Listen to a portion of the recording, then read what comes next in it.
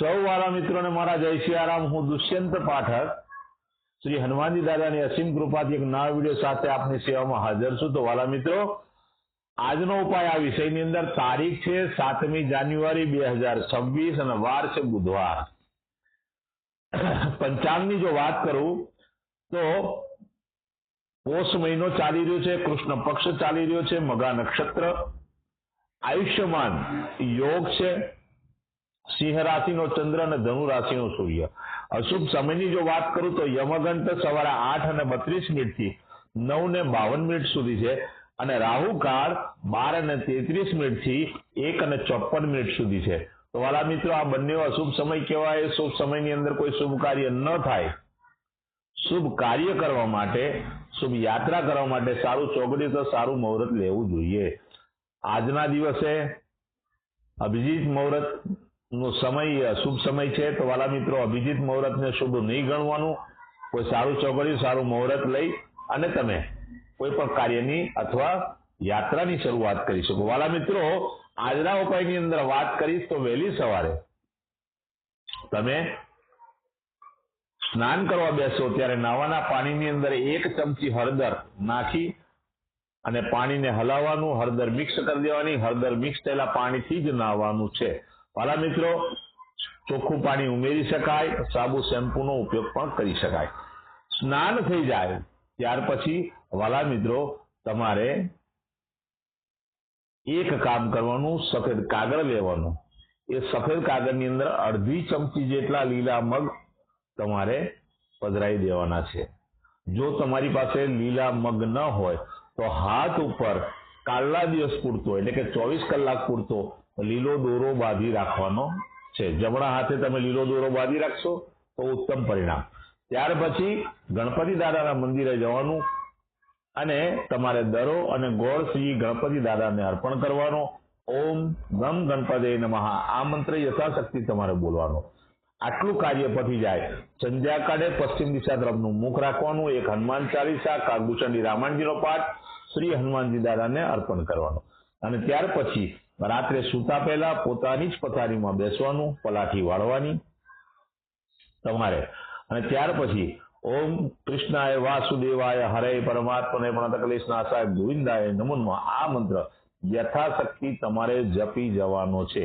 બસ આટલું કાર્ય એ આજનો ઉપાય છે। વાલા મિત્રો, જે મારા વાલા મિત્રનો જન્મદિવસ 7મી જાન્યુઆરી 2026 અને બુધવારના દિવસે છે તેવા બધા જ વાલા મિત્રોએ સૌપ્રથમ તો તેમના જન્મદિવસની શુભકામના। શ્રી હનુમાનજી દાદા એમની મનોકામના પૂર્ણ કરે, હનુમાનજી દાદા એમનું રક્ષણ કરે, બલ બુદ્ધિ ને વિદ્યા એમને પ્રદાન કરે, બસ એ જ મારી પ્રાર્થના।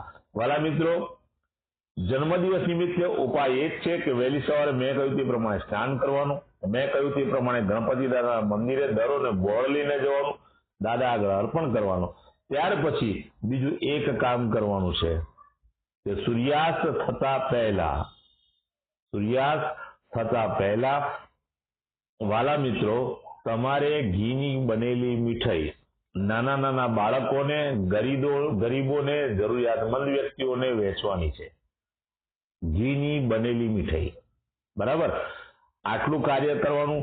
તમારે તમે જમવા બેસો ત્યારે દહીં લેવાનું છે જમવામાં, ખાસ દહીં વાળું કંઈક ખાવાનું છે અને સાથે સાથે કોઈ એક ગરીબ વ્યક્તિને વસ્ત્રનું દાન કરવાનું અને ગાયોને ઘાસનું દાન કરવાનું। બસ આટલું કરી લો, આખું વર્ષ ઉત્તમ રીતે પસાર થશે। જે વાલા મિત્રની મેરેજ એનિવર્સરી 7મી જાન્યુઆરી 2026 ને બુધવારના દિવસે છે તેવા બધા જ મારા વાલા મિત્રોએ સવારે સ્નાન કરવાનું, વડીલોના આશીર્વાદ લેવાના છે, વડીલોના આશીર્વાદ લેવાના। ત્યાર પછી કોઈ પણ અનાથ આશ્રમમાં, વૃદ્ધાશ્રમમાં જરૂરિયાતમંદ વ્યક્તિને, મંદિરે અથવા કોઈ પણ બ્રાહ્મણને તમારે ઘીનું, ચોખાનું અને લીલા મગની દાળનું દાન કરવાનું છે। છાણા વગરની લીલા મગની દાળનું દાન કરવાનું છે। વાલા મિત્રો, તમે એની સાથે ચોખાનું પણ દાન કરી શકો। ત્યાર પછી ગૌશાળામાં ગાયોને ઘાસનું દાન કરજો અને કોઈ પણ જરૂરિયાતમંદ વ્યક્તિને ગરમ વસ્ત્રનું દાન કરશો, ઉત્તમ ફળ પ્રાપ્ત થવાનું છે। તો વાલા મિત્રો, આ તો આજનો ઉપાય। મારા બધા જ વિડીયો યુટ્યુબ પર હોય છે, ફેસબુક પર હોય છે અને ઇન્સ્ટાગ્રામ પર હોય છે। મારી યુટ્યુબ ચેનલનું નામ છે દુષ્યંત પાઠક. મારી ચેનલને સબસ્ક્રાઇબ કરો, બેલ આઇકન દબાવજો, જેથી કરીને જ્યારે જ્યારે હું વિડીયોને લોડ કરું તરત જ તમને નોટિફિકેશન મળી જાય અને તમે એ વિડીયોને તરત જ જોઈ શકો.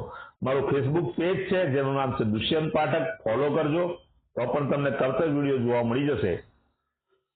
મારા ફેસબુક પેજને પણ લાઈક કરજો અને શેર કરજો, કારણ આ પ્રયોગ 24 કલાકમાં ફળ આપે એવા પ્રયોગો નથી. આ બધા જ પ્રયોગો નિયમિત ઉપાય કરો ત્યારે તમારા ગ્રહો બેલેન્સ થાય, અને એકવાર ગ્રહો બેલેન્સ થયા પછી તમારા જીવનમાંથી સંઘર્ષ, દુઃખ, પીડા, ચિંતા, ટેન્શન બધું દૂર થાય.